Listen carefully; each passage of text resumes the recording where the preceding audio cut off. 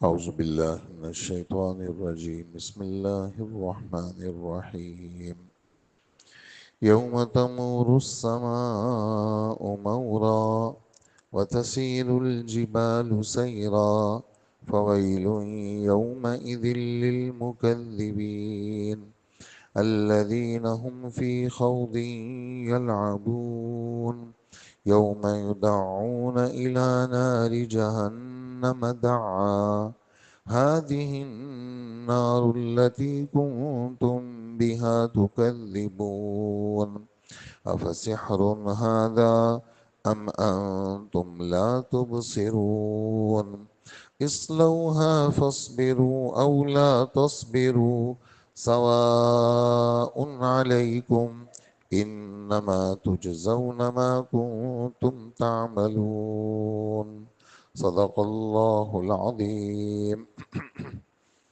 سورہ طور گزشتہ کل ہم نے شروع کی ہے، 8 نمبر آیت تک گزشتہ تلاوت ہوئی تھی اور آج 9 سے لے کر 16 تک کی تلاوت ہوئی۔ ہمارے رب نے قرآن پاک کے اندر قسم کھائی ہے، طور پہاڑ کی قسم کھائی جہاں حضرت موسیٰ علیہ السلام کو احکامات ملے، اعمال نامے کی قسم کھائی جو اعمال نامہ لکھا ہوا ہر آدمی کے سامنے آ جائے گا، اور آباد گھر بیت المعمور کی قسم کھائی ہے جو 7ویں آسمان کے اوپر ہے، اور بلند چھت کی قسم کھائی ہے یعنی آسمان کی، اور بھڑکتے ہوئے سمندر کی قسم کھائی ہے، اور یہ والی بات فرمائی کہ اللہ کا عذاب، تمہارے رب کا عذاب آنے والا ہے، کائنات کی کوئی چیز اس عذاب کو روک نہیں سکتی، یہ عذاب آ کر رہے گا۔ کس دن آئے گا؟ یہ آج کی آیتوں کا ترجمہ ہے۔ جس دن آسمان تھر تھرا کر لرز اٹھے گا، یعنی ہلنے کے معنی میں یہ لفظ آتا ہے، تھر تھرانا ہلنے کے معنی میں۔ تو آسمان جیسے کوئی بھی چیز کبھی پھٹتی ہے تو پہلے اس میں جنبش اور حرکت ہوتی ہے، جیسے سورہ رحمان میں ہے فَإِذَا انشَقَّتِ السَّمَاءُ، آسمان کل قیامت کے دن پھٹیں گے، تو پہلے ہلیں گے پھر پھٹیں گے۔ ایسے ہی زمین میں جیسے زلزلہ آئے گا، زمین ہلے گی، زلزلہ آئے گا، اس کے بعد چورا چورا ہو جائے گی، جیسے دکت الارض دکن دکا، چورا چورا کوٹ دی جائے گی زمین۔ وَتَسِيرُ الْجِبَالُ سَيْرًا، اور پہاڑ ہولناک طریقے سے اپنی جگہ چھوڑ دیں گے۔ تو پہلے پہاڑ جگہ چھوڑیں گے، اس کے بعد پہاڑ چورا چورا ہو جائیں گے۔ فَكَانَتْ هَبَاءً مُنبَثًّا، سورہ واقعہ میں فرماتے ہیں۔ تو یہ آسمانوں کے لیے اور پہاڑوں کے لیے الگ الگ الفاظ جو استعمال ہوئے ہیں، اس کے ترجمے سب الگ الگ ہیں، لیکن یہ سارے حالات آسمان کے ساتھ بھی ہوں گے اور زمین کے ساتھ بھی ہوں گے۔ پہلے آسمانوں میں حرکت آئے گی اور پھر اس کے بعد آسمان پھٹ پڑیں گے۔ پہلے زمینوں میں زلزلہ آئے گا اور پھر زمین بالکل مٹی ہو جائے گی۔ پہلے پہاڑ اپنی جگہ سے ہلیں گے اور اس کے بعد ہوا، یعنی جو پہاڑ ہیں وہ کیا ہو جائیں گے؟ وہ بالکل چورا چورا ہو جائیں گے۔ وَتَسِيرُ الْجِبَالُ سَيْرًا، یعنی اس دن یہ والے کام ہوں گے۔ فَوَيْلٌ يَوْمَئِذٍ لِّلْمُكَذِّبِينَ، ہلاکت ہے اور خرابی ہے بہت بڑی ان لوگوں کے لیے جو قیامت کے دن کو جھٹلاتے ہیں اور جو کیا کر رہے ہیں؟ بیہودہ باتوں کے اندر ڈوبے ہوئے ہیں اور کھیل رہے ہیں، فضول کی گفتگو۔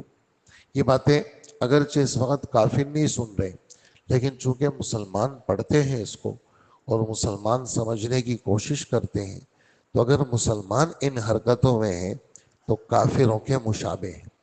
جیسے گزشتہ کل تفسیر میں 11ویں پارے کی تفسیر ہمارے وہاں شروع ہوئی ہے مدرسے میں، اس میں ایک آیت آئی، آیت نمبر 11، ان الذين لا يرجون لقاءنا ورضوا بالحياة الدنيا واطمأنوا بها والذين هم عن آياتنا غافلون، وہ لوگ جو آخرت کا جن کے دلوں میں کھٹکا بھی نہیں ہے اور دنیاوی زندگانی پر خوش ہو گئے۔ نمبر 3، ان کے دل دنیا پہ مطمئن ہو گئے۔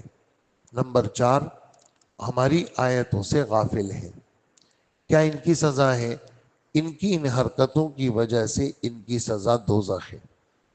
تو یہ چیزیں حضرت مفتی شفیع صاحب معارف القرآن میں لکھتے ہیں کہ افسوس اس بات کی ہے کہ ایمان والوں میں بھی یہ چیزیں ہیں کہ آخرت کا کوئی تذکرہ ان کی باتوں میں نہیں، فضول باتوں کا تذکرہ، ادھر ادھر کے تبصرے اور ادھر ادھر کی باتیں، کچھ لینا دینا ہمارا کسی کے ساتھ نہیں ہے، لیکن گھنٹے گھنٹے گزر جاتے، ہمارا کوئی لینا دینا نہیں ہے، لیکن تبصروں کے لیے ہم میں سے ہر ایک شعر ہے، اور اصلاح کے لیے کوئی کوشاں نہیں ہے۔ ہمارا کسی کے ساتھ کیا لینا دینا؟ بھی ایران کی جنگ ہے، میرا کیا جا رہا ہے اس وقت، اور امریکہ کی جنگ ہے، لیکن ہمارے گھنٹے گھنٹے اس پہ لگتے ہیں، ان تبصروں کے پڑھنے میں، ان خبروں کے سننے میں، پھر اس پہ تبصروں میں ہمارا وقت لگتا ہے، اور جو وقت جہاں لگنا چاہیے تھا وہاں ہمارا وقت نہیں لگ رہا۔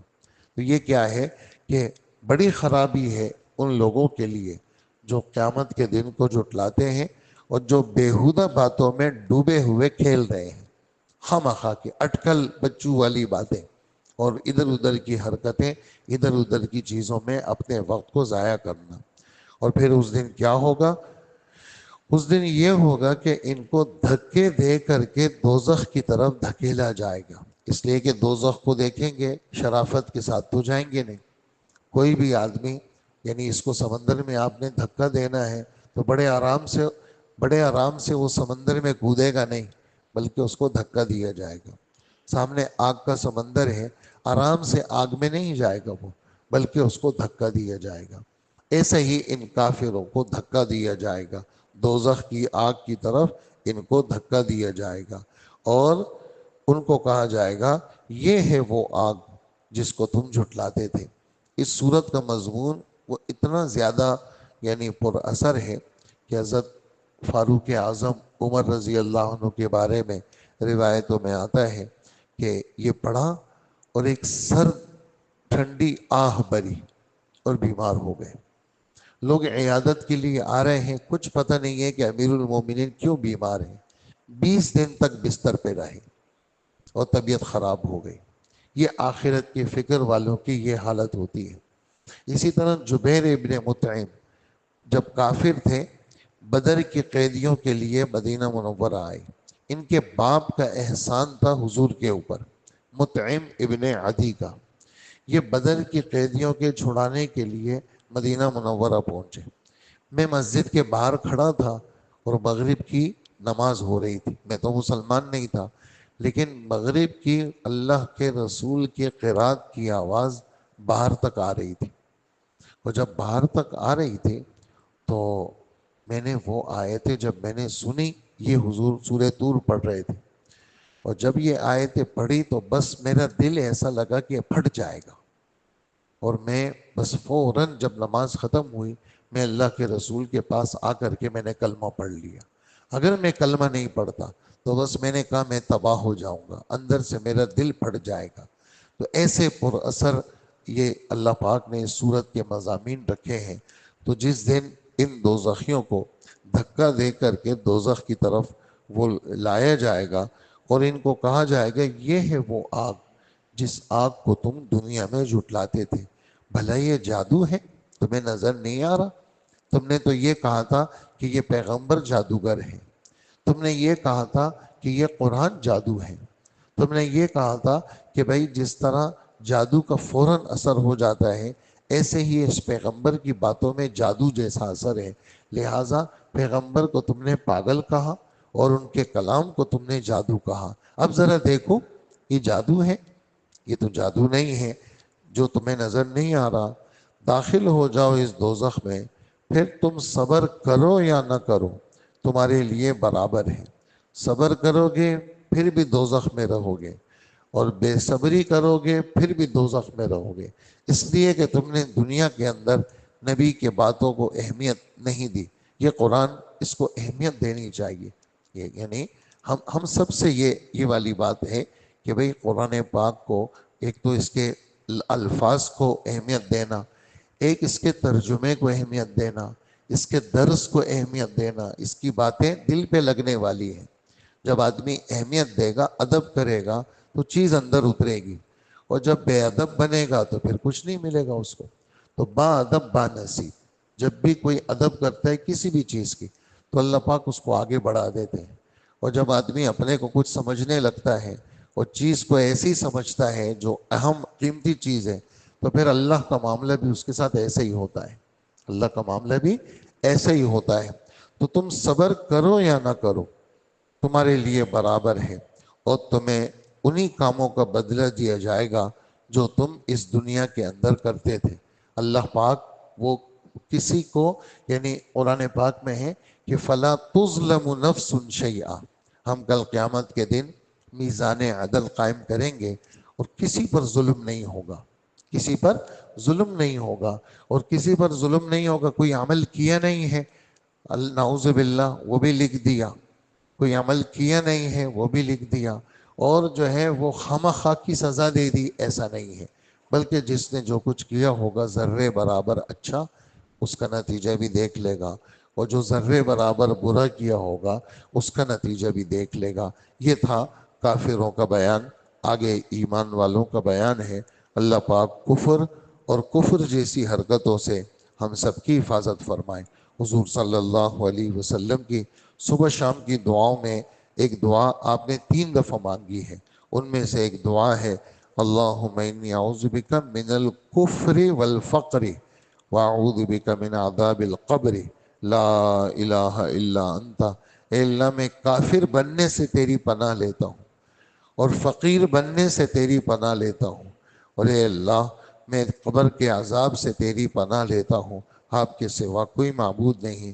تو یہ 3 دفعہ حضور نے صبح فجر کے بعد اور 3 دفعہ مغرب کے بعد دعا مانگی ہے، اور امت کو بھی پڑھنے کی ترغیب دی ہے۔ اللہ پاک ہمیں عمل کی توفیق عطا فرمائے۔ اللہم صلی علی سیدنا ومولانا محمد وآلہ واصحابہ اجمعین۔ ربنا آتنا فی الدنیا حسنہ وفی الآخرۃ حسنۃ وقنا عذاب النار۔ اللہم اغفر لنا وللمؤمنین والمؤمنات والمسلمین والمسلمات۔ اللہم صلی علی محمد عبدک ورسولک وصلی علی المؤمنین والمؤمنات والمسلمین والمسلمات۔ ربنا آتنا فی الدنیا حسنہ وفی الآخرۃ حسنۃ وقنا عذاب النار۔ اللہم اجعل القرآن العظیم ربیع قلوبنا وجلاء احزاننا وذهاب همومنا وغمومنا ونور ابصارنا وشفاء امراضنا كلها۔ ربنا آتنا في الدنيا حسنة وفي الآخرة حسنة وقنا عذاب النار۔ وصلى الله تعالى على خير خلقه محمد وآله وأصحابه أجمعين، آمين برحمتك يا أرحم الراحمين۔